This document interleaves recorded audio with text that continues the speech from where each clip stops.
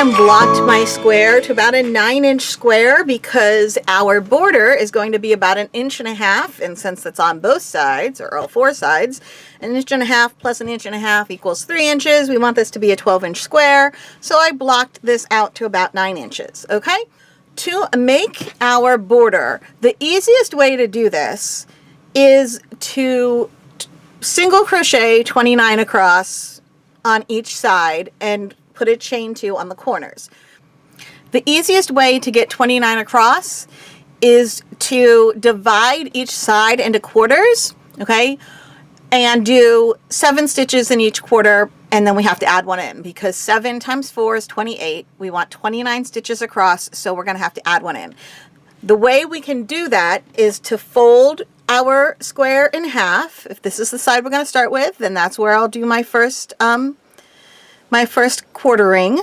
So I folded it in half, and now you see we have 2 even pieces. I put a little marker there. So now I'm going to grab another marker, and I'm going to fold one of those halves in half, put another stitch marker. Okay, now I'm going to fold the other half in half and put another stitch marker. All right, and now what we're going to do is grab the yarn that I'm going to use. You can do that on all 4 sides to begin with, or you can just mark them one side at a time, whatever floats your boat. If you have, what is that, 12 markers, go for it. If you've only got 3, then just do them one at a time, whatever works for you. I personally like to start right here at this corner because it's the easiest corner to start at. It is the corner where we finished our last row. Just going to go ahead and join my yarn into that corner with a slip stitch. All right, chain 3, and this is not going to count as a stitch. It's going to count as the chain 2 space. So the first chain is kind of lifting things up, and then there's the chain 2 space. Now I'm going to single crochet 29 across evenly, which means I need 7 in between each of these stitch markers. I need to put 1 extra one in, so I'm going to put that right at the spot where this stitch marker is. Okay, so if I need 7 in here, I'm going to kind of look, and I have 1, 2, 3, 4, 5, 6, and then if I put 1 right here, that would make 7 really easily. So I'm going to do that.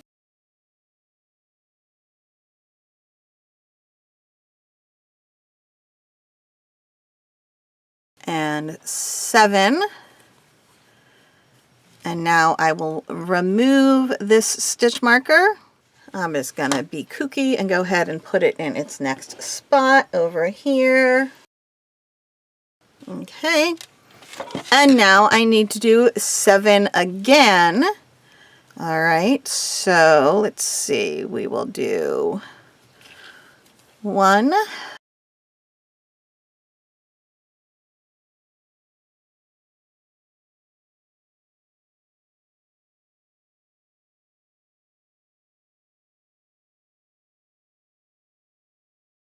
7, and then I'm going to put a stitch right where my stitch marker was. I will in a moment. I need to take the stitch marker out first because it's kind of in the way.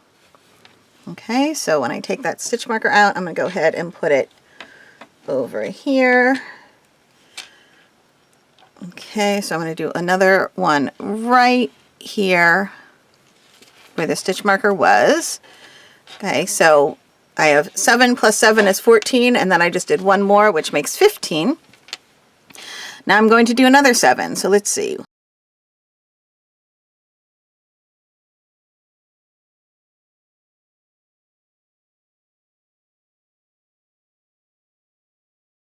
Seven.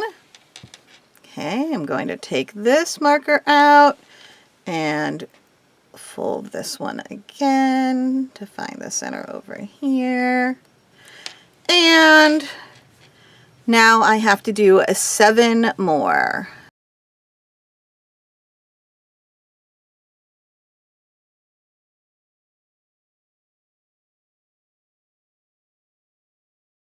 And 7. All right, and now I've gotten to the corner, and what I'm going to do is chain 2, And then I'm going to keep doing that. I'm going to put 7 here, plus one more, 7 here, and 7 here, and then chain 2. So I'm going to keep on going with single crocheting 29 evenly across each side and putting a chain 2 at each corner, and then we'll be ready for row 2 of our border. Okay, so we have 29 stitches on each edge with chain 2s in between each of them. Now I've finished. This is stitch 29 on my last edge, and I'm simply going to slip stitch into the chain 3 that we started with, and that chain 3 now counts as our chain 2 corner. And now the rest of our border rounds, rounds 2 through 5, are all going to be done in the same manner. All we do is chain 3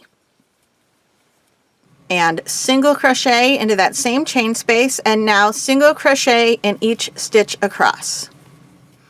I single crocheted in each stitch across, and now I'm going to put a single crochet, chain 2, and single crochet into the chain 2 corner. I'm going to repeat that around. I'll get to the single crochet in each stitch across on the last side right here, and then we'll come back and meet up at the very end. Okay, here we go. We've gone all the way around here.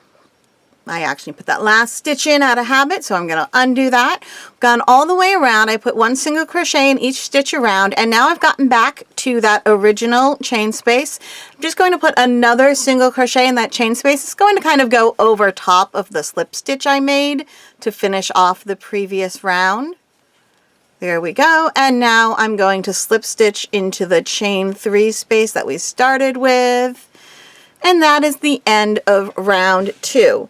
Now we're going to do exactly the same thing for rounds 3, 4, and 5. And because we have a single crochet, chain 2, single crochet in each corner, we're increasing each side by 2 stitches, which means round 1 had 29 on each side. Round 2 has 31. Round 3 will have 33, round 4 will have 35, and round 5 will have 37 single crochet on each side and a chain 2 space in each corner. The thick border, okay, like you see here, makes it really easy to adjust if your gauge is looser or tighter and you want it to be a specific size. Having that thick border means you can add more border on if you need to, or take off a couple of rounds without affecting the real design of the square. I'm going to finish my border, weave in my ends. Maybe I'll give it another block, we'll see, but I'll come back here and do the surface crochet with you once the border is done and those ends are woven in.